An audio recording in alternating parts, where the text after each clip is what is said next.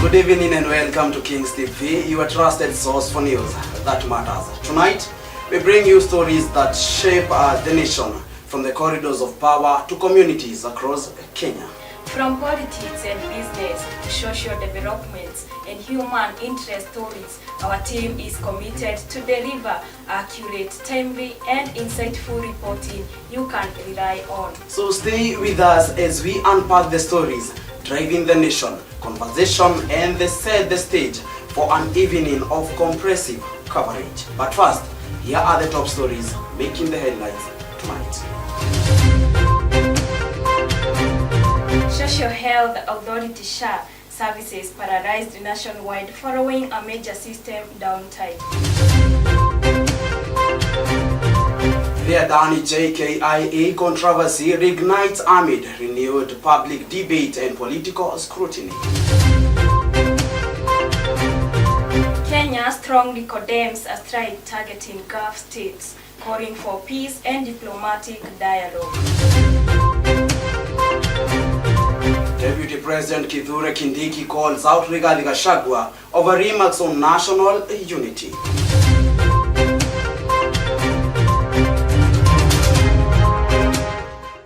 Welcome to the broadcast. My name is Frida Kahiga. And I'm Moses Wanjiko. A controversy that once sparked nationwide debate is back in the spotlight. Fresh reports suggest that Idias and Adani Group could still be seeking a role in the proposed redevelopment of Jomo Kenyatta International Airport (JKIA), the country's most strategic aviation hub. The proposal had earlier triggered sharp reaction from the political leaders and aviation stakeholders, with many questioning the transparency of the negotiations and the long-term implication of handing a key national asset to a private investor. Critics insist that any deal involving JKIA must handled with full public disclosure and accountability. Brenda Kenoti reports. The controversy surrounding Jomo Kenyatta International Airport (JKIA) began 2 years ago when Kenyan government revealed plans to lease and modernize the country's main airport through a partnership with Indian billionaire Gautam Adani and his business empire, the Adani Group. The proposal was presented as a public-private partnership aimed at upgrading aging infrastructure, expanding capacity, and positioning Kenya as a stronger regional aviation hub. Supporters argued that private investment would fast-track modernization without straining public finances. However, the announcement quickly sparked public uproar. Gen Z activists led nationwide protest, accusing the government of secrecy and lack of public participation. Political commentator Tony Gachagua also criticized the proposed deal, arguing that it violated transparency principles. As pressure mounted, a petition was filed in court challenging the legality of the proposed deal. The High Court responded by issuing conservancy order, effectively freezing the agreement and shielding JKIA from any private takeover until the matter could be fully heard and determined. The Kenya Airport Authority (KAA), the state corporation mandated to manage and operate airports, later confirmed that the Adani proposal had been formally cancelled. But the debate did not end there. Fresh claims have now emerged suggesting that there may be attempts to reintroduce the Adani Group into the redevelopment plans. Lawyers present in KAA argue that previous court orders have perpetually limited the authority, restricting its ability to initiate a new redevelopment process. KAA officials have since moved to calm fear, reiterating that there are no ongoing discussions with Adani, all its affiliates, and emphasizing their commitment to transparency. JKIA is Kenya's gateway to the world, critical for trade, tourism, and national security. The High Court remains at fault, but the JKIA Adani continue to test the transparency and public confidence. Brenda Kenoti, Kindiki, Nairobi. The Social Health Authority SHA has announced a temporary service disruption following a system downtime affecting several of its critical online and operation services. Officials say the outage has caused delays in routine processes, and the public is being advised to remain patient while technicians work to restore fully functional. Ruth Kamau has these reports. Thousands of Kenyans seeking medical service under the Social Health Authority have been left stranded following a nationwide system downturn that disrupted operations in health facilities across the country. The Social Health Authority, commonly known as SHA, confirmed the technical failure on 3rd of March, stating that its digital platform had experienced an unexpected interruption. The authority said the outage affected critical services including members' verification, patient admissions, and the processing of hospital claims. Hospitals and clinics that depend on SHA system to confirm patient eligibility reported significant delays. In several facilities, patients were forced to wait for hours as administrators attempted to access the system without success. Some hospitals temporarily switched to manual registration process, while others advised patients to return later once services resume. Healthcare providers say the disruption has particularly affected patients seeking emergency services, specialized treatment, and routine medical checkups. Without system verification, many facilities are unable to guarantee coverage under the National Health Scheme, creating uncertainty for both patients and providers. To say we are so much disappointed. Teachers are complaining simply because we are not being served exactly in a way they promised us. Kwa hii mambo ya SHA. In a public statement, SHA management apologized for the inconvenience caused to members and healthcare partners. The authority assured the public that its information communication technology team is working urgently to identify and fix the problem. The outage has interrupted healthcare across contracted healthcare facilities. Kings TV, Ruth Kamau.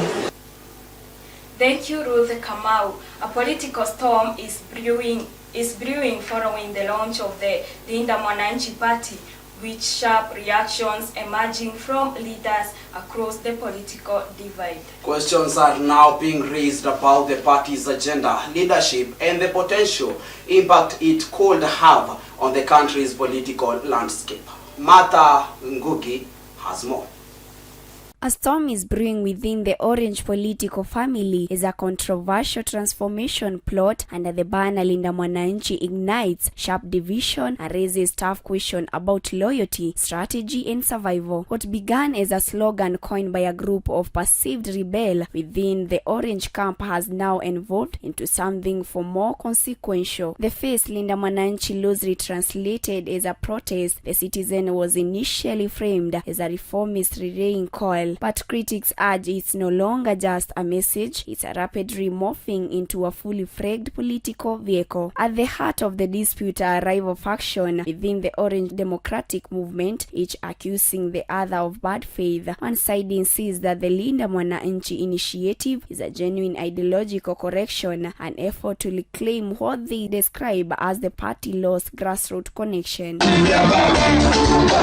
The other faction, however, sees something more calculated, a silent exit strategy, carefully distinguished as reform. Sources close to the wrangle suggest that tensions have been simmering for months. Allegations are flying that the key decisions were made without sufficient consultation, fueling resentment among senior members who feel blindsided. Meanwhile, supporters of the Linda Mwananchi add that the party has drifted from its foundation ideal and that bold restructuring is necessary to remain politically relevant. Political analysts warn that if not managed carefully, the standoff could weaken the broader opposition landscape and reshape alliances in a predictable way. For now, Linda Mwananchi stands at a crossroad, symbol of reform to some, symbols of rebellion to the other. The battle lines are now clearly drawn. Public statements have grown sharper, cross-door meeting more heated, and the one unified Orange front increasingly fractured. Linda Mwananchi Party is rocked by internal wrangles over leadership and sponsorship, raising doubts about its unity and true agenda question, remaining whether the party is a genuine people-drive movement or a political fallback plan. Reporting Kings TV, my name is Goge Martha. President William Ruto has strongly condemned a recent strike targeting countries in the Gulf region, warning that the escalation threatens peace and stability in the Middle East. In a statement released by Ministry of Foreign and Diaspora Affairs, the government of Kenya expressed deep concern over the attack and called the dialogue among the parties involved. The government also reaffirmed its commitment to international law and peace conflict resolution, urging all parties to prioritize diplomatic engagement over confrontation. Take a look.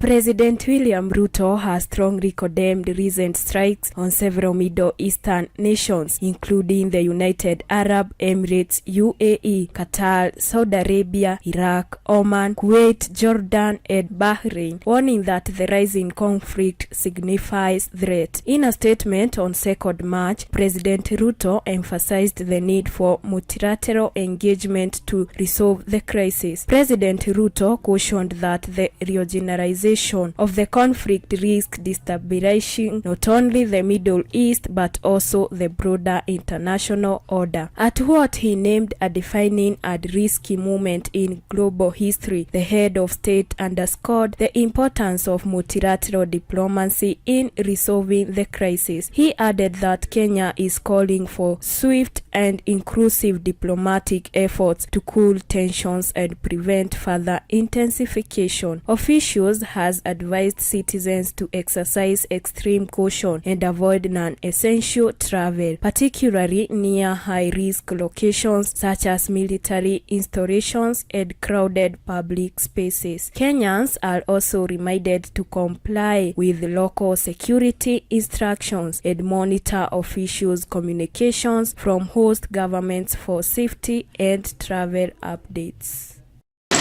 President William Ruto has condemned Iran's strike, citing threats to international peace and security. Reporting for Kings TV, Frida Kahiga.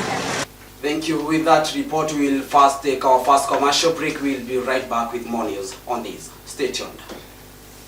Got a story to tell? Want to uncover truth, spark change, or shape public opinion? At Petan's Technical College, our Journalism and Media Studies program trains tomorrow's truth tellers today. Learn reporting, broadcasting, digital media, and more from the people who live it every day. Your media career starts here. Petan's Technical College, Journalism and Media Studies, where stories begin.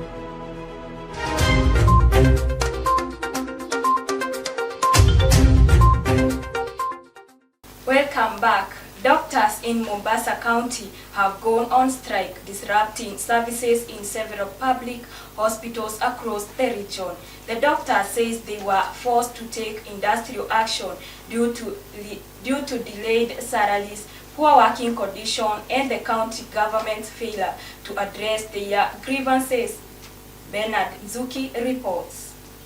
Doctors in Mombasa County have launched a strike over unpaid allowances, delayed promotions, and poor working conditions, bringing significant disruption to healthcare services across the county. Issues touching on promotion, issues touching on the comprehensive cover, issues touching on the dismissal letters that we had sent earlier, and generally issues touching on the return to work of the doctors. Public hospitals and healthcare centers have scaled back operations. Consultation rooms remain closed. Elective procedures have been postponed and many routine medical services are unavailable. Patients are facing long waits, while some are forced to seek care at private facilities where treatment costs can be high and unaffordable for many. Emergency services are still still running, but staff shortages are placing additional pressures on hospitals, making it difficult to attend to critical cases efficiently. Patients with chronic illness, pregnant women, and those requiring urgent medical attention are among the most affected. Doctors participating in the strike say their action will continue until the county government and Ministry of Health address their demands. We probably walked out on you.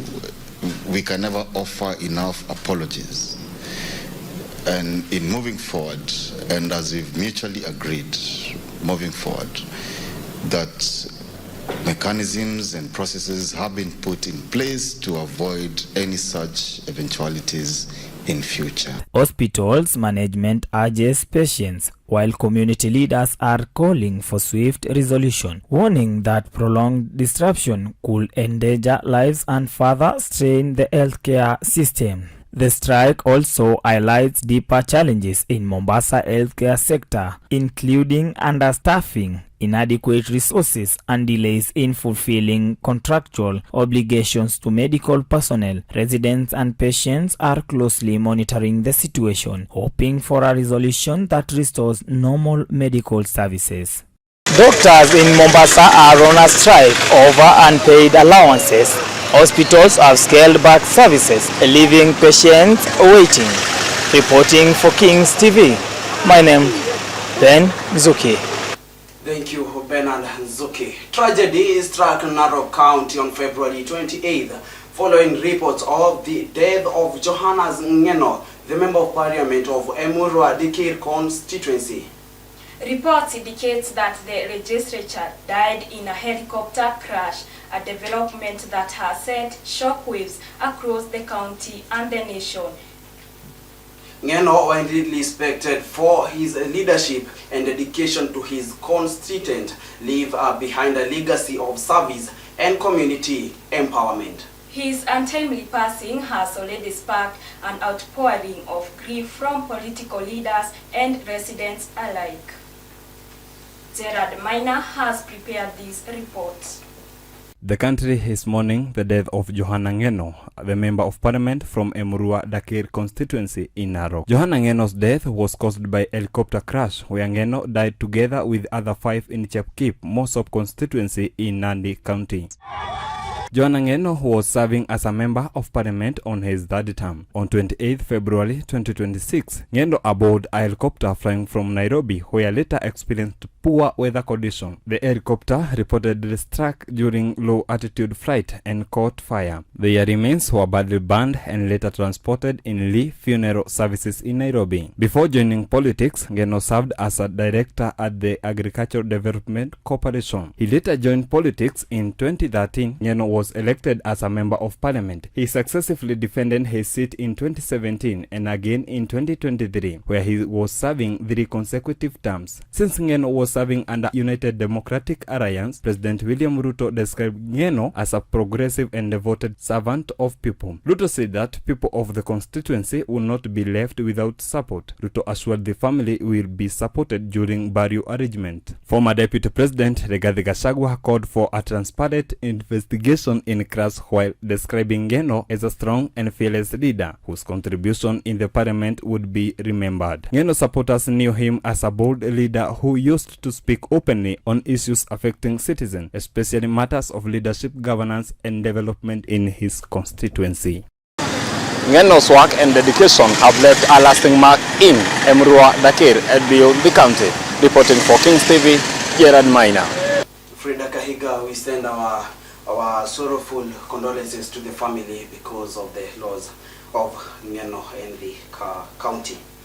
In another story, Deputy President Kithure Kindiki has issued a stern warning to former Deputy President Rigathi Gachagua, cautioning him against engaging in divisive politics that could undermine national unity. Kindiki says political leaders have a responsibility to promote cohesion and avoid statements or actions that deepen divisions. Many observers see the remarks as a response to recent statement by Gachagua. Take a look. Deputy President Kithure Kindiki has issued a standing warning to opposition leader ahead of the United Opposition planned tour of the Tharaka Nithi and Meru counties on Saturday 7th March, urging them to refrain from using demeaning language against the government. Nani? Wewe nani? Wewe nani? Wewe nani? Ukifika hapa kuja na heshima bwana. Wewe kuja na heshima. Usikuja na madharau. Usikuja na kiherehere. Usikuja na kimbelembele. Sisi hapa hatupendi madharau.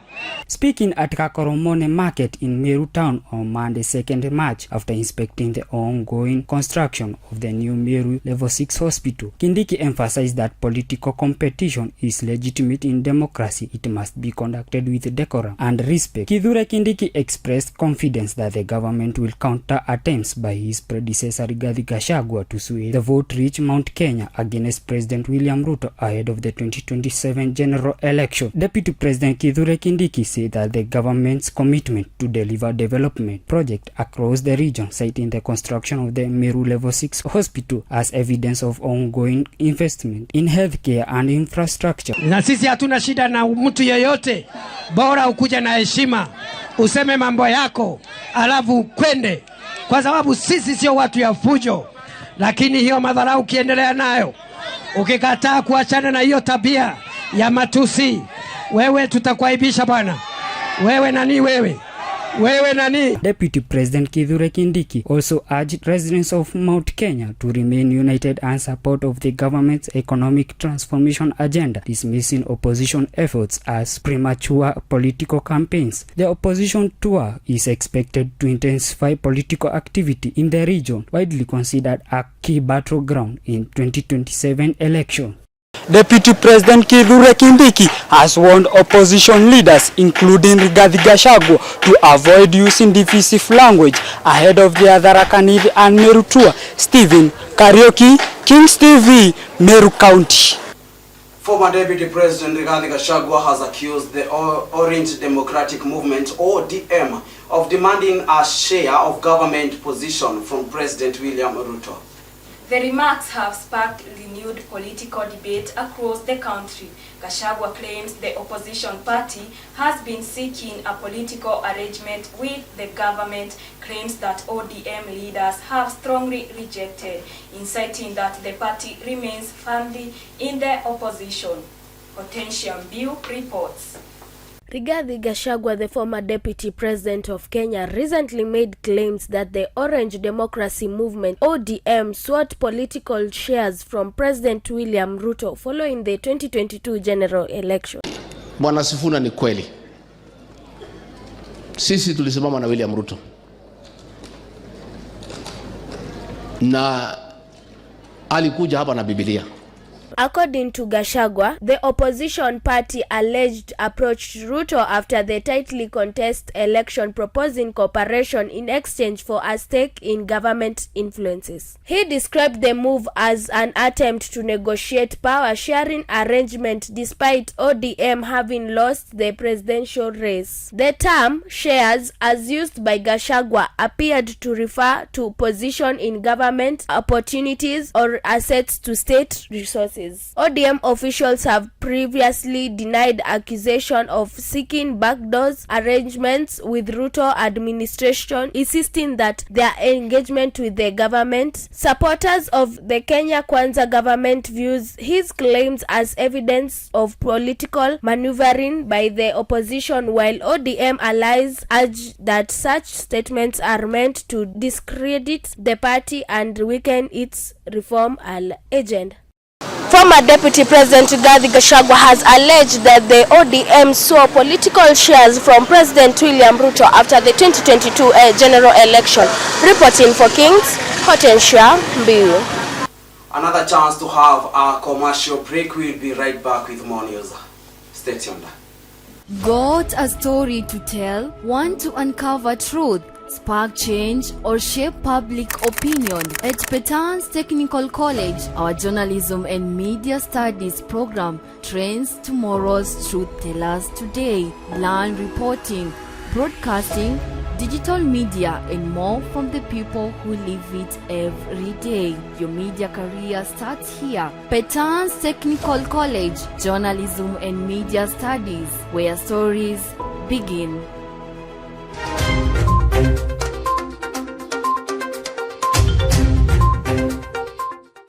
Welcome back. In a major development, a tribunal has extended orders blocking the removal of Nairobi Senator Edwin Sifuna, granting him temporary relief. The decision allows the senator to continue serving in office while legal proceeding continues. Marion Akinyi reports. There is a relief for Nairobi Senator Edwin Sifuna after the political parties dispute tribunal extend orders blocking his removal as Secretary General of the Orange Democratic Movement (ODM). The tribunal's decision means Sifuna will remain in office for now pending the full hearing and determination of his duties, and appointed Catherine Omanyo as acting Secretary General. Sifuna, however, challenged the decision before the tribunal, arguing that due process was not followed, that he was not given a fair opportunity to defend himself. In its intern orders, the tribunal also barred ODM and the register of the political parties from gazetting the resolution, a step that would have formally affected his removal. ODM has raised a preliminary objection, maintaining that the matter should first be resolved through the party's intern dispute resolution mechanism. For now, Sifuna remains ODM Secretary General as the legal proceedings continue. Reporting for Kings TV, my name is Marion Akinyi. A new political chapter may be unfolding in Samburu County following the opening of a Jubilee Party office by former Interior Cabinet Secretary Fred Matiang'i. Some leaders view the move as an effort to strengthen the party's presence in the region. The launch has already sparked mixed political reaction, with supporters welcoming the expansion, while others question what it could mean for shifting political alliances in the county and beyond. The sun hung high over Samburu County as residents gathered outside a freshly painted building wrapped in Jubilee Party colors. The mood was expectant, curious and energetic. Word had spread quickly that Fred Matiang'i was in town to officially open a new office for the Jubilee Party. Supporters arrived early, some waving banners, others chanting party slogan. Elders stood together in discussions, while groups of young people clustered near the front, eager to not miss a moment. For many, the opening of the office represented new engagement. When Matiang'i finally stepped forward to speak, cheers grew louder. He greeted the crowd warmly and thanked the people of Samburu for their hospitality and commitment. His message was firm and hopeful. He spoke about unity, development, and the need for leadership that listens to ordinary citizens. Kichama chetu cha Jubilee tumeanza sasa muundo mpya na mpango mpya wa kuhakikisha kwamba vijana wote na viongozi wa vijana wanahusika katika masuala ya chama. The youth became the heart of his speech. He challenged them to rise beyond being spectators in politics. According to him, Kenya's future depends on the young people stepping forward to register as voters, participate in civic discussion, and even seeking leadership positions themselves.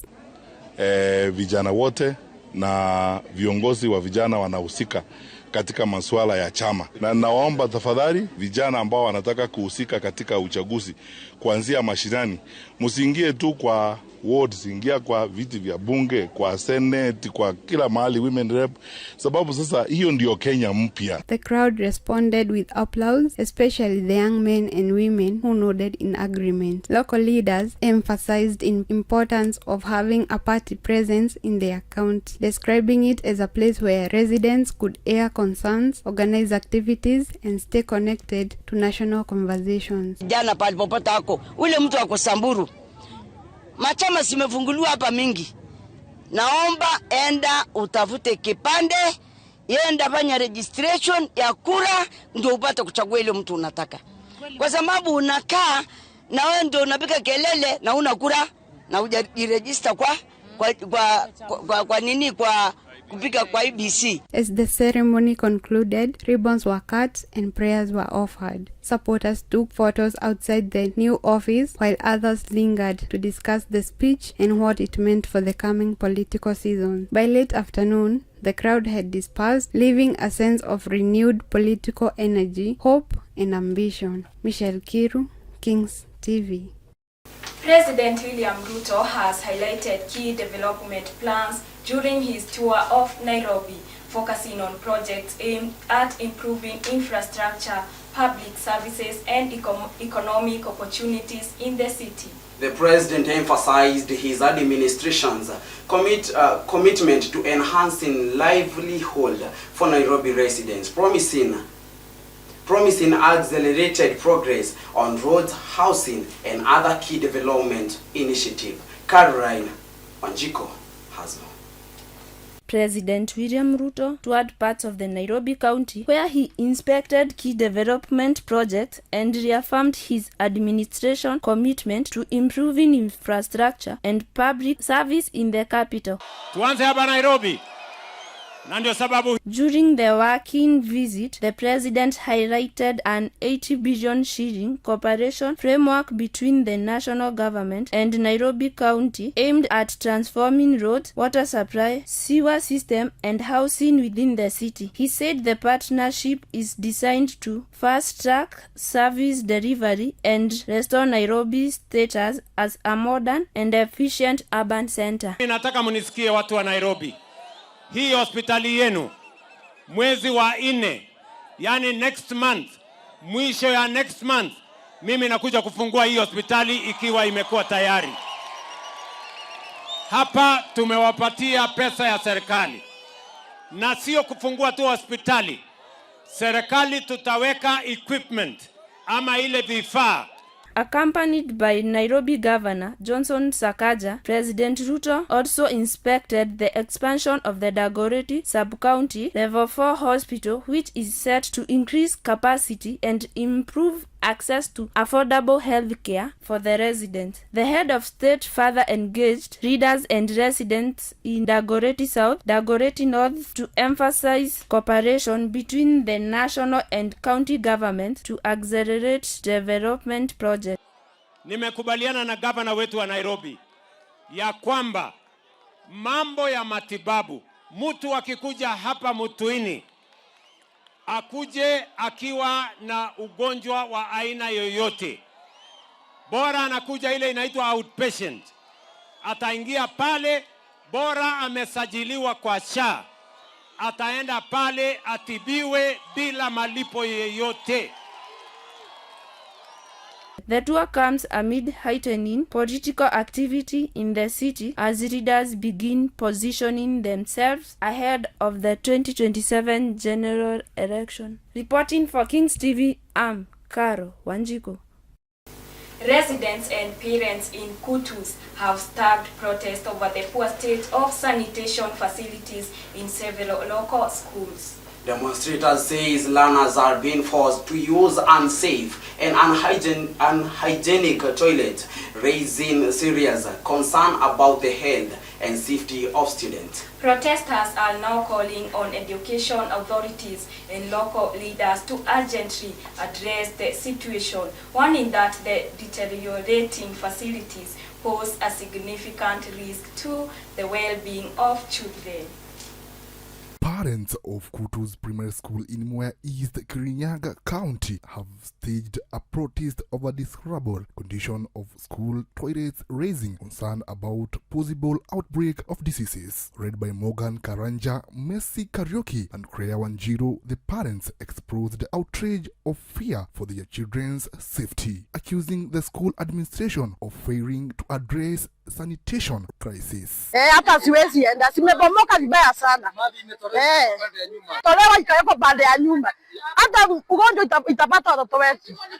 A mother of 3 recounted an incident in which an orphan pupil and her care reportedly fell to toilet pit and sustained injuries. Wanjilo said parents had been summoned to emergency meeting by head teacher, but instead asked to contribute 500 each to service the toilets. The parent declined, urging that maintenance of public school is government responsibility. When acknowledging improvements made the school under the current administration, the parents said the sanitation facilities and overall compound remain in dire state. Wambura Gondi echoed the sentiment, saying parents were disappointed by the conditions of the facilities. Protest ended with parents storming out the school and vowing not to contribute the request amount, with some calling for the temporary closure of the institution till sanitation issue is addressed. Reporting for King TV, James Kibudhu.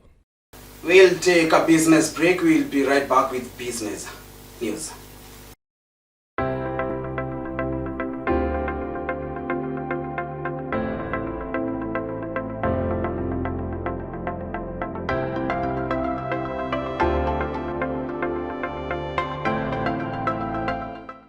Welcome back. The Kenya Pipeline Company has reported an overwhelming response to its React board offer, announcing that the issue was oversubscribed by 103.7%. The strong uptake signals growing investors' confidence in the state corporation and the country's energy infrastructure sector. Our reporter has been following the developments and now joins us with more details on the subscription and its significance for the sector. Jacqueline Wajiro reports. The Kenyan Pipeline Company has announced that its recent investment offer has been oversubscribed by 103.7%, showing strong confidence from investors in the state corporation. Kenyans, together with their government, we still own 79% in KPC, and about 21% is going to be owned by East African community, the rest of our brothers in the East African, and almost nothing to foreigners. The company has opened subscription to raise funds that will be used to support the expansion and improvement of the country's petroleum pipeline infrastructure. By the time the offer closed, the demand from investors has exceeded the initial target, pushing the subscription level above 100%. According to the officials, the funds raised will go towards upgrading pipeline system, improving fuel storage facilities, and strengthening the transportation of petroleum products across the country. The Kenyan Pipeline Company plays a key role in movement of fuel from the part of Mombasa to different parts of Kenya and also neighboring countries in East African region. This makes it one of the important institutions in ensuring a steady supply of fuel for businesses, industry, and households. Interest from foreign investors went down because Kenyans are too much about discrediting their processes, even the ones they don't understand. In Kenya, everybody is a valuer. Everybody is a lawyer. We are all legal experts. We are all accountants. We want to analyze P&L and balance sheet, and we are saying how balance sheet is inaccurate, and you never went beyond class 8. You never did any account. Energy experts say the oversubscription is a clear sign that an investor has strong trust in the company and infrastructure project linked to energy sectors. Many investors see such project as a stable investment because they support essential services in the country. The company says the additional funds will also help improve efficiency in fuel distribution and reduce challenges that sometimes affect the supply chain. With increased investment in pipeline infrastructure, Kenya is expected in strengthening its position and ensuring products are delivered more safely and efficiently across the country. Reporting for Kings TV, my name is Quilin Wanjiro. We'll take another short break. We'll be right back with international news. Got a story to tell? Want to uncover truth, spark change, or shape public opinion? At Petan's Technical College, our journalism and media studies program trains tomorrow's truth tellers today. Learn reporting, broadcasting, digital media, and more from the people who live it every day. Your media career starts here. Petan's Technical College, journalism and media studies, where stories begin. Welcome back. Tensions are rising across Iran as widespread protests escalate, with demonstrators clashing with security forces in several major cities. What began as public outreach over government policies and civil rights concern has grown into one of the most significant waves of dissent in recent years. Authorities have responded with increased security deployments and tighter control over communications, while protesters say they are demanding political reforms and greater freedoms. Protests in Iran have turned into a full-blown crisis, with reports of thousands killed and tens of thousands arrested. The government has imposed a nationwide internet blackout, restricting communication information flow. Security forces have been accused for using live bullets, tear gas, and crowd control weapons, resulting in mass killing of protesters. Hospitals have been overwhelmed, and medical staff have been reported security forces raiding hospitals to arrest and execute injured protesters. The crackdown has been sparked widespread outrage and calls for regime change. Estimates of the death toll vary, with some reports suggesting up to 40,000 protesters killed. The Iranian government confirms 3,117 deaths, while human rights organizations put the number at over 7,000. Over 50,000 people have been arrested, and many are facing torture, sexual assault, and execution. The international community is demanding for transparency and justice for the Iranian people. The UN Human Rights Council has condemned the violent suppression on protest, and countries like the US, UK, and Australia have called for accountability. The Iranian government faces growing pressure to be addressed the crisis and respect human rights, but so far it has little sign of backing down. Now, there is a high probability of the cost of living to rise in unpredictable percentage, leading to the protest that is happening right now at Iran, turning deadly of thousands killed, tens of thousands arrested. Reporting for Kings TV, my name is Moses Wanchiko. We'll take a very short break. We'll be right back with sports news with our sportsman Felix Mbogo.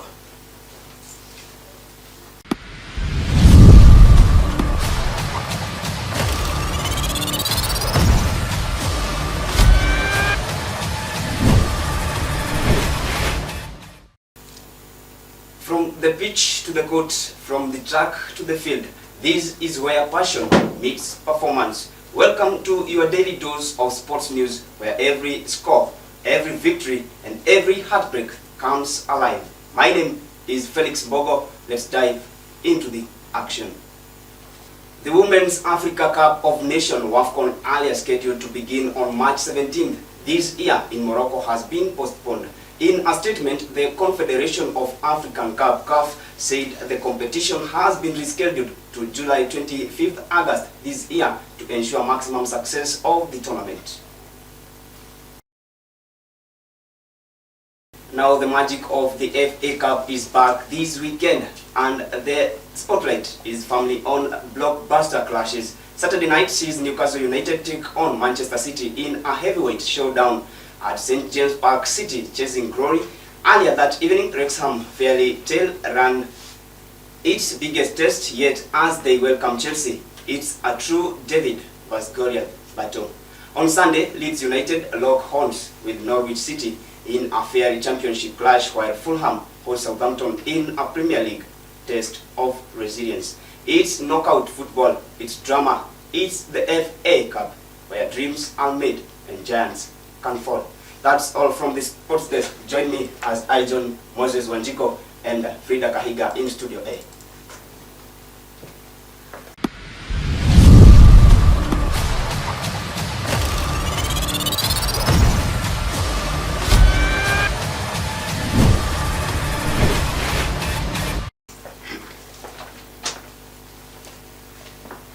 Felix Mbogo. Yes. How do you do, sir? I'm very fine. In the field of sports, we can feel for sure sport. You have said it is Goria then David. David battle. That is the battle between Chelsea and Wrexham. Yes? Wrexham. Wrexham. Yeah. For sure, it is a battle between. It is a battle between Goliath and David. Now, Bona Felix Mbogo, I have a question. Since we have been seeing how the Premier League is going on, my question is very simple. Are you sure that Arsenal, are you sure the Gunners that they will go with they will go home with this cup? The enemy is Arsenal, and we are praying very much. We got trophies as a Chelsea fan. You are a Chelsea fan? Yeah, as a Chelsea fan, and we were happy, very happy indeed, that the interim manager lost his first game. Of course. Yes, some people you know they were just mouthing. It was a very good. It was a very. I was very happy. Yeah, I was very happy by the way. And the mighty Chelsea United won 4-1 against Aston Villa. Very small team, and a hat-trick for Joe Pedro. But I think Arsenal, according to the games that they have been playing along with Arsenal with Chelsea, now it is 6 games. Yeah. Down the line, no win. Yeah. Do you think that that Arsenal is the elephant to the Chelsea? No. That's a very small team, and as Chelsea, we just want victory for those small boys. Okay. Yeah, those are very small boys for Chelsea, and we just want to see them happy. You know, they are trophies. Sure. And then we just want to see them happy. Yeah. Ladies and gentlemen, that marks the end of today's bulletin. See you in the next bulletin. My name is Moses Panjiko. And I, Frida Kahiga. My name is Felix Mbogo.